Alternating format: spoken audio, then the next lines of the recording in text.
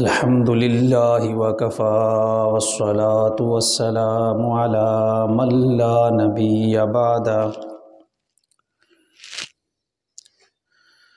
اما بعد فاعوذ باللہ من الشیطان الرجیم بسم اللہ الرحمن الرحیم وَإِن كُنتُمْ فِي رَيْبٍ مِّمَّا نَزَّلْنَا عَلَىٰ عَبْدِنَا فَأْتُوا بِسُورَةٍ مِّن مِّثْلِهِ وَادْعُوا شُهَدَاءَكُم مِّن دُونِ اللَّهِ إِن كُنتُمْ صَادِقِينَ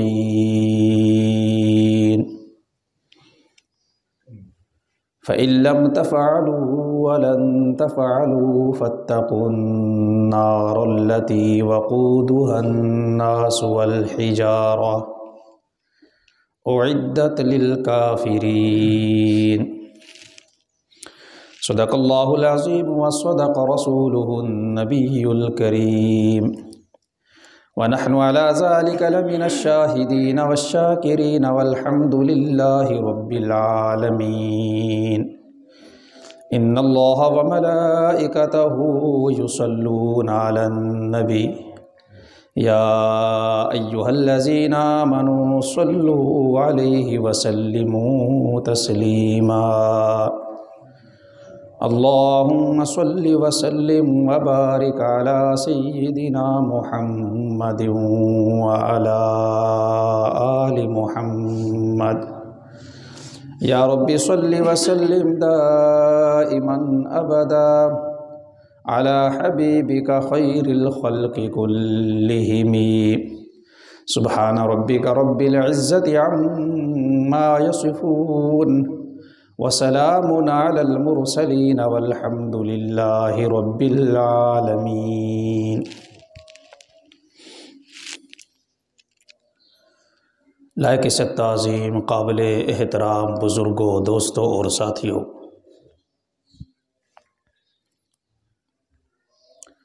سورہ بقرہ کی آیت نمبر 23 اور 24 میں نے آپ کے سامنے تلاوت کی ہے۔ اسی کا ترجمہ و تفسیر اختصار کے ساتھ آپ کے سامنے عرض کروں گا۔ اللہ رب العزت سے دعا ہے، التجا ہے، درخواست ہے کہ وہ رب لم یزل قرآن و حدیث کی روشنی میں مجھے حق سچ کہنے کی توفیق عطا فرمائے، اور ہم سب کو قرآن مجید کو سمجھ کر پڑھنے اور اس پر عمل کرنے کی توفیق عطا فرمائے۔ گرامی قدر بزرگوں، دوستوں اور ساتھیوں، سورہ بقرہ کی ان آیات کے متعلق ابتدائی گفتگو اس سے پہلے بھی عرض کی جا چکی ہے، جس میں یہ بات بیان کی تھی کہ ان آیات میں اللہ رب العزت نے نبی پاک صلی اللہ علیہ وسلم کی نبوت اور رسالت کو ثابت کیا ہے، اور حضور کی رسالت کے اس بات کے طور پر بطور دلیل اللہ رب العزت نے قرآن مجید کو پیش کیا ہے۔ فرمایا وَإِن كُنتُمْ فِي رَيْبٍ مِّمَّا نَزَّلْنَا عَلَىٰ عَبْدِنَا، اگر تمہیں شک ہے اس قرآن میں، اس کلام میں، اس کتاب میں جو ہم نے اپنے خاص بندے جناب محمد الرسول اللہ صلی اللہ علیہ وسلم پہ نازل کی ہے، فَأْتُوا بِسُورَةٍ مِّن مِّثْلِهِ، تو پھر اس جیسی کوئی ایک صورت بنا لاؤ۔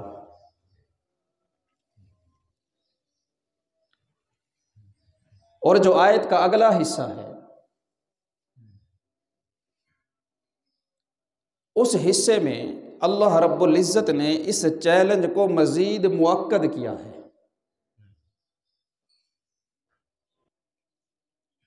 یعنی اگر تم خود نہیں بنا سکتے تو وَادْعُوا شُهَدَاءَكُم مِّن دُونِ اللَّهِ إِن كُنتُمْ صَادِقِينَ، تو پھر اپنی مدد کے لیے جن کو تم بلا سکتے ہو، جس سے مدد لے سکتے ہو، اللہ کو چھوڑ کر جن کو تم بلا سکتے ہو تو ان کو بھی بلا لو، ان کنتم صادقین، اگر تم اپنے دعوے میں اپنی بات میں سچے ہو۔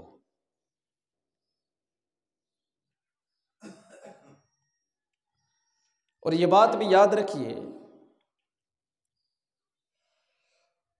کہ اس سے قبل قرآن کی مثل لانے، قرآن کی مثل بنانے کے جتنے بھی چیلنج دیے وہ مکی زندگی میں دیے تھے۔ مثلا سورہ بنی اسرائیل میں اللہ رب العزت نے چیلنج دیا، الہ العالمین نے فرمایا قُلْ لَئِنِ اجْتَمَعَتِ الْإِنسُ وَالْجِنُّ عَلَىٰ أَن يَأْتُوا بِمِثْلِ هَٰذَا الْقُرْآنِ لَا يَأْتُونَ بِمِثْلِهِ وَلَوْ كَانَ بَعْضُهُمْ لِبَعْضٍ ظَهِيرًا۔ الہ العالمین نے فرمایا میرا محبوب پیغمبر جناب محمد الرسول اللہ صلی اللہ علیہ وسلم اعلان فرما دیجئے، یہ چیلنج دے دیجئے، لَئِنِ اجْتَمَعَتِ الْإِنسُ وَالْجِنُّ عَلَىٰ أَن يَأْتُوا بِمِثْلِ هَٰذَا الْقُرْآنِ، فرمایا کہ اگر یہ سارے کے سارے انسان اور جن جمع ہو جائیں، مولا کریم کس بات پر؟ الہ العالمین نے فرمایا لا ان یأتوا بمثل هذا القرآن، اس قرآن جیسی کتاب بنانے پر، اس قرآن جیسا کلام بنانے پر، لا یأتون بمثلہ ولو کان بعضهم لبعض ظہیرا، فرمایا کہ یہ سارے کے سارے مل کر بھی قرآن جیسی کوئی کتاب نہیں بنا سکتے اگرچہ یہ ایک دوسرے کے مددگار ہو جائیں۔ اب یہ سورت مکی ہے تو گویا یہ چیلنج بھی مکہ میں دیا گیا ہے۔ اسی طریقے سے سورہ ہود میں اللہ رب العزت نے 10 صورتیں لانے کا چیلنج دیا۔ الہ العالمین نے فرمایا ام یقولون افترا قل فأتوا بعشر سور مثلہ وادعوا من استطعتم من دون اللہ ان کنتم صادقین۔ اے میرا محبوب پیغمبر اعلان فرما دیجئے اگر پورے قرآن جیسا قرآن لانا ان کے بس کی بات نہیں، اگر پورے قرآن جیسی کوئی کتاب نہیں بنا سکتے، کوئی کلام نہیں بنا سکتے، فرمایا فَأْتُوا بِعَشْرِ سُوَرٍ مِثْلِهِ مُفْتَرَيَاتٍ، فرمایا اس قرآن جیسی 10 صورتیں ہی بنا لائیں، وَادْعُوا مَنِ اسْتَطَعْتُم مِّن دُونِ اللَّهِ، اور فرمایا جن کو بلا سکتے ہیں اللہ کو چھوڑ کر بلا لیں اور 10 صورتیں بنا کر لے آئیں۔ یہ سورہ ہود بھی مکی صورت ہے تو یہ چیلنج بھی مکہ میں دیا گیا ہے۔ اسی طریقے سے سورہ یونس میں اللہ رب العزت نے ایک صورت لانے کا چیلنج دیا۔ الہ العالمین نے فرمایا قُلْ فَأْتُوا بِسُورَةٍ مِثْلِهِ، فرمایا کہ اگر پورا قرآن نہیں بنا سکتے 10 صورتیں بھی نہیں بنا سکتے، اس قرآن جیسی کوئی ایک صورت بنا کر لے آؤ۔ یہ صورت بھی مکی ہے، تو گویا یہ چیلنج بھی مکہ میں دیا گیا۔ یہ میں اس لیے عرض کر رہا ہوں کہ ہو سکتا ہے کوئی یہ اعتراض کر دے کہ مکہ کے لوگ تو بے علم تھے، مکہ کے لوگ تو ان پڑھ تھے، مکہ کے لوگ تو جاہل تھے، شعر و شاعری کر لیتے تھے مگر علم ان کے پاس نہیں تھا، وہ اہل علم نہیں تھے، وہ اہل کتاب نہیں تھے، تو شاید وہ بنانے سے قاصر رہے۔ قرآن جیسی کتاب، قرآن جیسی صورتیں، قرآن جیسی ایک صورت بنانے سے وہ قاصر تھے کیونکہ ان پڑھ تھے۔ یہ جو سورہ بقرہ ہے یہ مدنی صورت ہے، اور اس صورت میں اللہ نے جو ایک صورت بنا کر لانے کا چیلنج دیا ہے یہ مدینہ میں دیا ہے۔ اور آپ جانتے ہیں کہ مدینہ کے اندر یہودی آباد تھے، اور یہودی اہل علم تھے، اہل کتاب تھے، اہل زبان تھے، اہل کلام تھے، پڑھے لکھے تھے، ان میں بڑے بڑے پروفیسر موجود تھے، دانشور موجود تھے، بڑے بڑے شاعر موجود تھے، بڑے بڑے ادیب موجود تھے، اور ان کے اپنے بڑے بڑے رہبان، علماء اور مذہبی پیشوا موجود تھے۔ تو یہ مدینہ میں چیلنج دیا گیا ہے کہ اگر کسی کو شک ہو کہ وہ ان پڑھ تھے، وہ نہیں بنا سکتے تھے، تو مدینہ کے اہل علم کو اللہ نے چیلنج دیا ہے۔ الہ العالمین نے فرمایا وَإِن كُنتُمْ فِي رَيْبٍ مِّمَّا نَزَّلْنَا عَلَىٰ عَبْدِنَا، اے مدینہ میں رہنے والے انسانوں، اے مدینہ کے یہودیوں، مدینہ کے اہل علم علماء، مدینہ میں رہنے والے ادیب شعراء، الہ العالمین نے چیلنج دے دیا اگر تمہیں اس کے اللہ کا کلام ہونے میں شک ہے، ہم نے جو اپنے محبوب بندے جناب محمد الرسول اللہ صلی اللہ علیہ وسلم پہ قرآن نازل کیا ہے، ہم نے جو کتاب نازل کی ہے،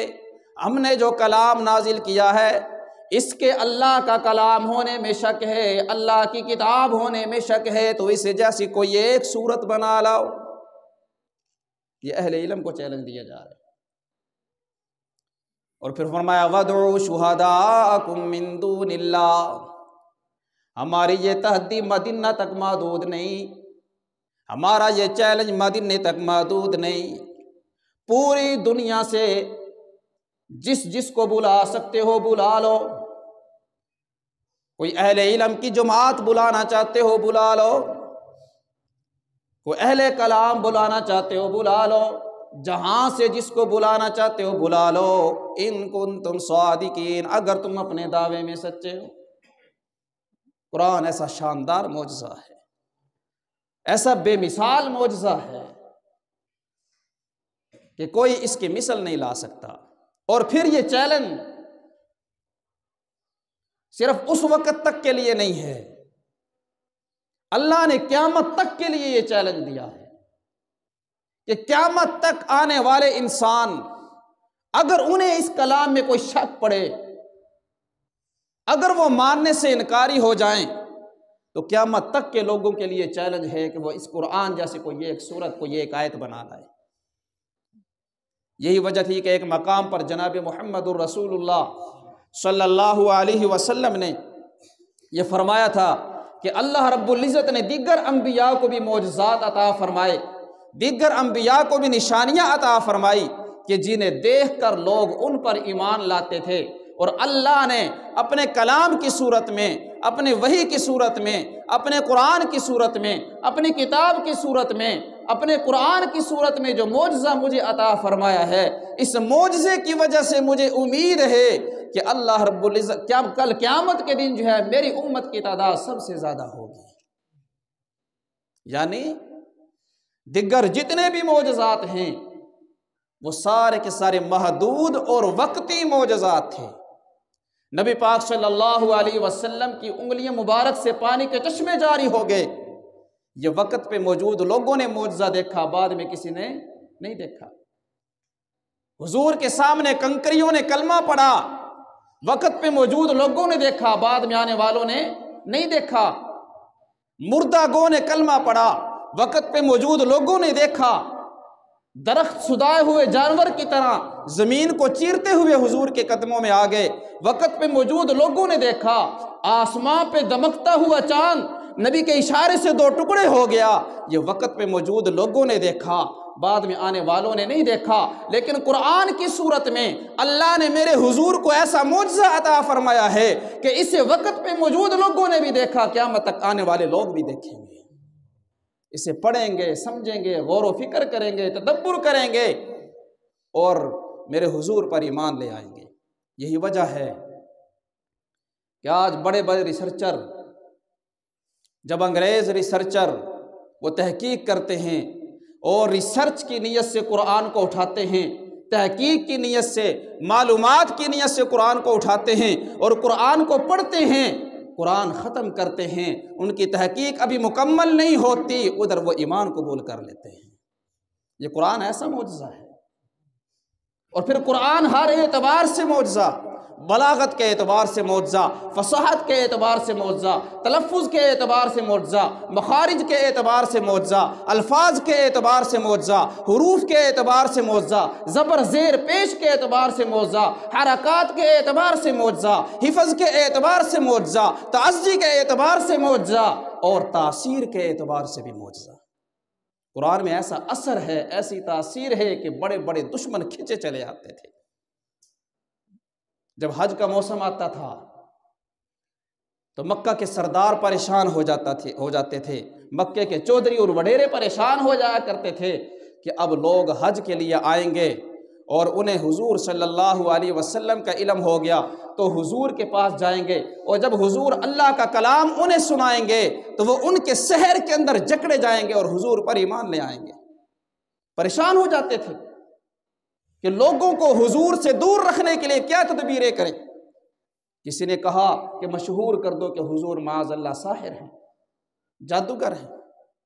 کسی نے کہا کہ شاعر مشہور کر دو، کسی نے کچھ کہا، کسی نے کچھ کہا، مگر ولید بن مغیرہ نے کہا کہ دیکھو میں عمر میں تم سے بڑا ہوں، میرا تجربہ بھی تم سے زیادہ ہے اور میں شعر و شاعری کو بھی جانتا ہوں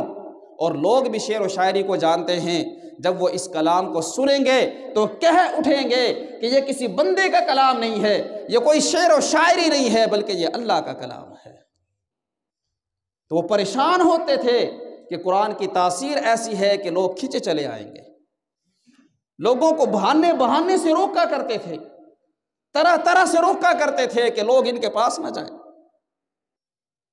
اور قرآن کی تاثیر ایسی ہے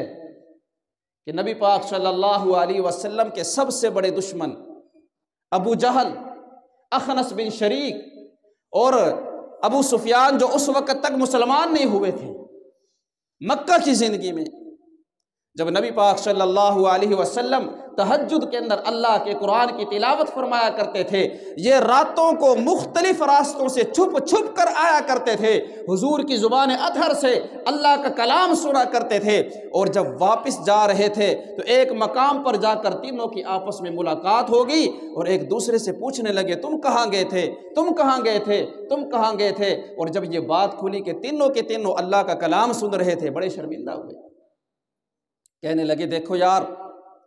ہم لوگوں کو روکتے ہیں، لوگوں کو دور کرتے ہیں، اور یہ کتنی شرمندگی کی بات ہے کہ ہم خود جو ہے یہ قرآن سننے کے لیے گئے ہیں۔ لہٰذا اس بات کا پتہ کسی اور کو نہیں لگنا چاہیے۔ اگر لوگوں کو پتہ چل گیا کہ ہم چھپ چھپ کر اللہ کا کلام سنتے ہیں تو وہ بھی دوڑے دوڑے چلے آئیں گے اور حضور پر ایمان لے آئیں گے۔ لہٰذا یہ بھید نہیں کھلنا چاہیے۔ اور پھر یہ عہد کیا تینوں نے مل کر، ابو جہل نے، اخنس بن شریک نے اور جناب ابو سفیان نے جو اس وقت تک مسلمان نہیں تھے، کہ آج کے بعد ہم یہ قرآن نہیں سنیں گے، آج کے بعد ہم میں سے کوئی نہیں آئے گا۔ اگلی رات ہوئی، قرآن کی تاثیر نے پھر انہیں کھینچ لیا۔ ابو جہل نے پھر اپنا بستر چھوڑا، اخنس بن شریک نے پھر اپنا بستر چھوڑا، ابو سفیان نے پھر اپنا بستر چھوڑا، پھر مختلف راستوں سے چھپ چھپا کر آئے اور یہ سوچ کر آئے کہ شاید میں اکیلا آیا ہوں، دوسرے نہیں آئے۔ تینوں آ کر پھر حضور کی زبان سے کلام سن رہے ہیں، اور جب پھر واپس پلٹ کر جانے لگے، پھر آپس میں ملاقات ہو گئی، اور پھر ایک دوسرے کے سامنے شرمندگی کا اظہار کرنے لگے، عرض یہ کر رہا ہوں قرآن کی تاثیر ایسی ہے، قرآن میں اللہ نے اثر ایسا رکھا ہے کہ بڑے بڑے دشمنوں کو اپنی طرف کھینچ لاتی تھی۔ حضرت جبیر بن مطعم رضی اللہ عنہ اپنے اسلام لانے کا واقعہ بیان کرتے ہیں، فرمایا کہ میں ایک دفعہ جا رہا تھا کہ حضور صلی اللہ علیہ وسلم نماز کے اندر قرآن کی تلاوت فرما رہے تھے، میں کھڑے ہو کر سننے لگ گیا، ادھر حضور نے اللہ کے قرآن کی تلاوت ختم کی اور ادھر اسلام اور قرآن میرے دل میں داخل ہو چکا تھا۔ قرآن ایسی تاثیر رکھتا ہے۔ حضرت عمر رضی اللہ عنہ نے قرآن کی صرف چند آیات سنی، تفصیلی واقعہ میں عرض نہیں کرنا چاہتا، آپ نے بار بار سنا ہے، صرف چند آیات سنی اور سن کر کہنے لگے این رسول اللہ صلی اللہ علیہ وسلم، رسول اللہ کہاں ہیں؟ اسی وقت حضور کی بارگاہ میں حاضر ہوئے اور اسلام قبول کر لیا۔ قرآن میں ایسی تاثیر ہے، قرآن میں ایسا اثر ہے، اور انسان تو انسان رہے، قرآن کا اثر جنوں پر بھی ظاہر ہوا۔ الہ العالمین نے سورہ احقاف میں منظر کشی کی، رب کائنات نے جنوں کا واقعہ بیان کیا۔ الہ العالمین نے فرمایا وَإِذْ صَرَفْنَا إِلَيْكَ نَفَرًا مِنَ الْجِنِّ يَسْتَمِعُونَ الْقُرْآنَ، رب کائنات نے فرمایا یاد کرنے کے قابل ہے وہ وقت کہ جب ہم نے پھیر کر بھیجا آپ کی طرف جنوں کی ایک جماعت کو، یستمعون القرآن فلما حضروہ، جب انہوں نے آ کر قرآن سنا، اللہ کا کلام سنا، قالوا انصتوا، جیسے ہی قرآن کی آواز ان کے کانوں سے ٹکرائی تو ایک دوسرے کو کہنے لگے خاموش ہو جاؤ، چپ ہو جاؤ۔ فلما قضی ولوا الی قومہم منذرین، اور جب وہ قرآن سن کر واپس اپنی قوم کے پاس گئے تو جا کر قوم کو کہنے لگے یا قومنا انا سمعنا کتابا انزل من بعد موسیٰ، اے ہماری قوم، ہم نے بڑی عجیب کتاب سنی ہے جو موسیٰ علیہ السلام کے بعد نازل کی گئی ہے۔ اور سورہ جن کے اندر اللہ نے منظر کشی فرمائی، الہ العالمین نے فرمایا وہ اپنی قوم کو جا کر کہنے لگے انا سمعنا قرآنا عجبا، کہ ہم نے قرآن سنا ہے جو بڑی ہی عجیب کتاب ہے، جو بڑا عجیب کلام ہے، یہدی الی الرشد، وہ رشد و ہدایت کی طرف رہنمائی کرتا ہے، فآمنا بہ، ہم تو اس پر ایمان لے آئے، وَلَن نُشْرِكَ بِرَبِّنَا أَحَدًا، آج کے بعد ہم اپنے رب کے ساتھ کسی کو شریک نہیں بنائیں گے۔ قرآن میں تو ایسی تاثیر ہے، قرآن میں ایسا اثر ہے کہ جنوں کو بھی اپنی طرف کھینچ لاتا ہے، اور وہ بھی اس کو قبول کرنے پہ مجبور ہو جاتے ہیں۔ تو قرآن ہر اعتبار سے معجزہ ہے، اور پھر قرآن اخبار کے اعتبار سے بھی معجزہ، کہ جو خبریں قرآن کے اندر بیان کی گئی ہیں کوئی دنیا کی طاقت انہیں آج تک جھٹلا نہیں سکی، ان کی تکذیب نہیں کر سکی۔ اللہ نے سیدنا آدم علیہ السلام کا قصہ بیان کیا، سیدنا نوح علیہ السلام کا قصہ بیان کیا، قوم ہود کا واقعہ بیان کیا، قوم سمود کا واقعہ بیان کیا، قوم صالح کا واقعہ بیان کیا۔ یہ جتنے بھی قصص اور واقعات اللہ نے قرآن میں بیان کیے ہیں، دنیا کی کوئی طاقت آج تک ان کو جھٹلا نہیں سکی۔ تو خبر کے اعتبار سے بھی، اخبار کے اعتبار سے بھی قرآن معجزہ ہے۔ اور پھر قرآن جامعیت علوم کے اعتبار سے بھی معجزہ ہے، کہ قرآن تمام علوم کا سرچشمہ ہے، بنیاد ہے، مرکز ہے۔ دنیا کے جتنے بھی علوم ہیں وہ سارے کے سارے قرآن سے نکلتے ہیں۔ آج ہم ایٹم بم دیکھتے ہیں، آج سائنس نے یہ ترقی کی ہے کہ ایٹم بم کو ایجاد کر لیا، گولیوں کو ایجاد کر لیا، کہ جب ان کو چلایا جاتا ہے مختلف ذرات ان میں سے نکلتے ہیں جو اگلے آدمی کو ہلاک کر کے چھوڑ دیتے ہیں۔ لوگ اپنے دشمنوں کو ہلاک کرتے ہیں۔ اللہ نے یہ منظر بہت عرصہ پہلے، کئی ہزار سال پہلے پیش کر دیا تھا۔ الہ العالمین نے فرمایا الم تر کیف فعل ربک باصحاب الفیل، کیا تم نے نہیں دیکھا کہ تمہارے رب نے کیا کیا ہاتھی والوں کے ساتھ؟ الم تر کیف فعل ربک باصحاب الفیل، کیا تم نے نہیں دیکھا کہ تمہارے رب نے کیا کیا ہاتھی والوں کے ساتھ؟ الم یجعل کیدہم فی تضلیل، کیا تمہارے رب نے ان کی تدبیر کو برباد نہیں کر دیا؟ وارسل علیہم طیرا ابابیل، کہ جب ان پر پرندوں کے غول بھیجے، ترمیہم بحجارۃ من سجیل، کہ جنہوں نے پکی مٹی کے نوکدار پتھر ان پر برسائے، فجعلہم کعصف مأکول، اور انہیں ایسا کر چھوڑا کہ جیسے کھایا ہوا بھوسا ہو۔ یہ بمباری تو اللہ نے بہت پہلے کر دی تھی، اور آج ہم نباتات کو دیکھتے ہیں، پھلوں کو دیکھتے ہیں، سبزیوں کو دیکھتے ہیں، اور دیکھتے ہیں کہ ان کے اندر اللہ نے کیسے پتوں کو تہ بتہ جوڑا ہوا ہے۔ کبھی بند گوبھی کے پھول کو دیکھیں، اور دیکھتے ہیں کہ اللہ نے ان دانوں کو کیسے تہ بتہ جوڑا ہے۔ کبھی انار کو دیکھیں۔ سائنس آج اس بات پر پہنچی ہے، آج اس نتیجے پر پہنچی ہے کہ اس کے اندر ایک سبز رنگ کا مادہ ہوتا ہے جسے کلوروفل کہا جاتا ہے۔ اس مادے کی وجہ سے یہ پتے، یہ دانے تہ بتہ جڑے ہوئے ہوتے ہیں، اور اس کا ذکر اللہ نے آج سے 1400 سال پہلے کر دیا تھا۔ الہ العالمین نے فرمایا وَهُوَ الَّذِي أَنزَلَ مِنَ السَّمَاءِ مَاءً، اللہ وہی ہے کہ جو آسمان سے پانی برساتا ہے۔ وَأَنزَلَ مِنَ السَّمَاءِ مَاءً فَأَخْرَجْنَا بِهِ نَبَاتَ كُلِّ شَيْءٍ، اور پھر اسی پانی کے ذریعے سے ہر قسم کی نباتات اگاتا ہے۔ وَأَخْرَجْنَا مِنْهُ خَضِرًا فَأَخْرَجْنَا بِهِ خَضِرًا، اور اسی پانی کے ذریعے سے اللہ ایک سبز مادہ پیدا کرتا ہے۔ فرمایا کہ فَأَخْرَجَ بِهِ،